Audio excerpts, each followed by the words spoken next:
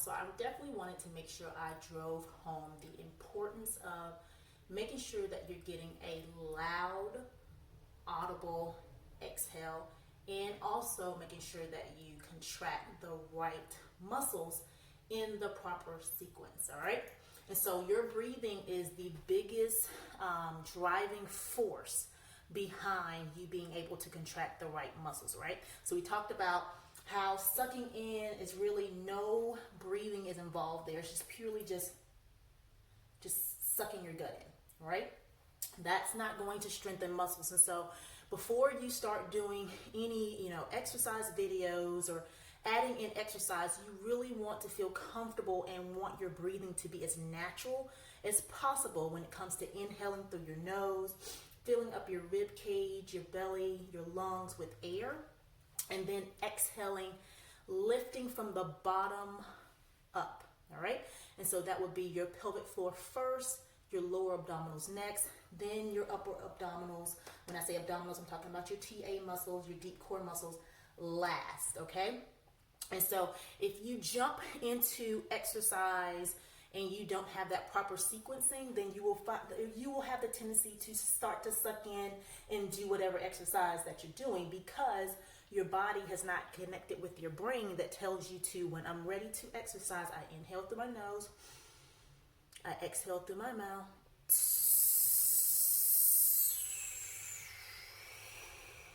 And as you're exhaling, you're doing whatever exercise that you're doing. Now, why is that important? So say that we get down on the floor and we're about to do heel slides, right?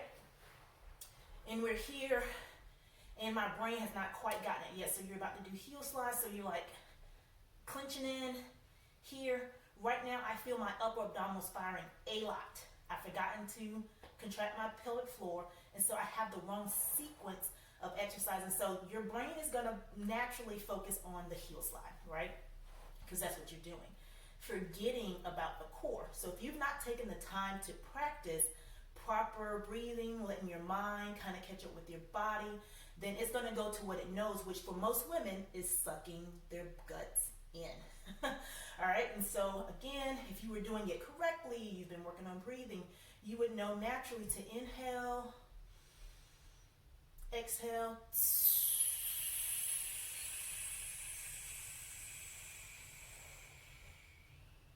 inhale, exhale,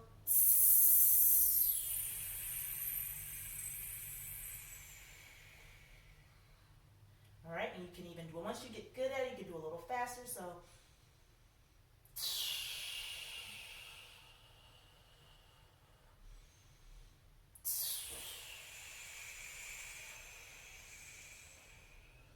and that's why it's important to get all of that breath out.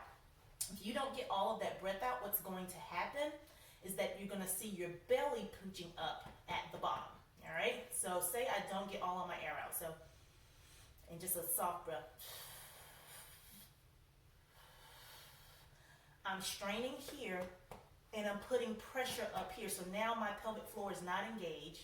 My lower TAs are not kicking in and I'm pooching at the bottom. So if it's just a silent little, number one, it's not going to be long. It's not going to allow you to get all that breath out of your abdominals, up into your lungs, and then out of your mouth. You got to get all that air trapped down, way down deep, and it should be way down deep if you're getting your diaphragm to work, and obviously push down onto your pelvic floor, getting it to relax, and then contracting back up and exhaling all of that breath out. It's all working as a system together, but if you're not getting a good enough inhale, then you can't get a good enough exhale in order to get all of that air out. So it all works together. Every single part is super important. All right. So again, even if you're doing standing exercises, again, you want to make sure you're getting a good inhale. So exhale.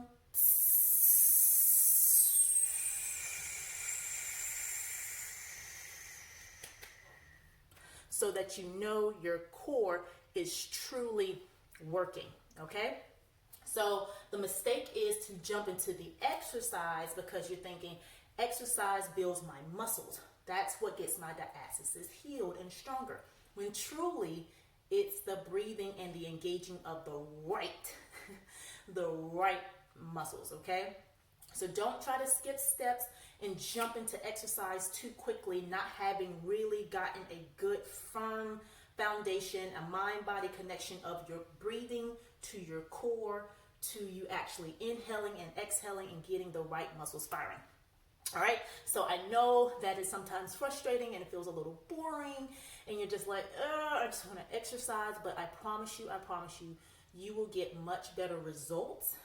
You will actually feel your core working, especially if you get a good audible exhale. You should feel, okay, that especially that lower TA. It all depends on what area that you're working, but generally we're working pelvic floor, lower TA, middle TA, upper TA in that sequence, right? And so you should feel those muscles burning. So even as I'm talking to you, which lets you know I'm not holding my breath, I'm not sucking in, even as I'm talking to you, I'm able to engage my TA, right? That takes practice, though. You have to practice, and then that's what's going to help you get results. So I hope that helps. Again, when you exhale, either try and try to make it at least up to 10 seconds. So right now, maybe 2 or 3, totally natural if your diaphragm is weak and you're used to being a shallow breather. But I want you to work on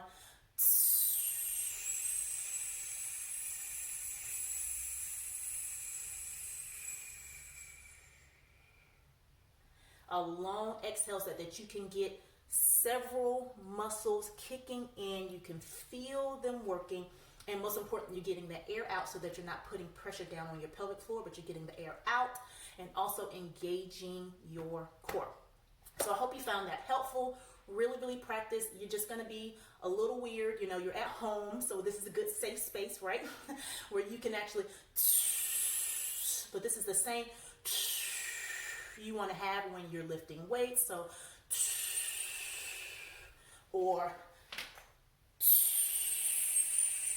so again, you see how that incorporates into exercise, but you gotta lay down, do the not so fun stuff, the boring stuff, so that you can get it into your workouts and really and truly build your core and strengthen your core. All right, hope that helps.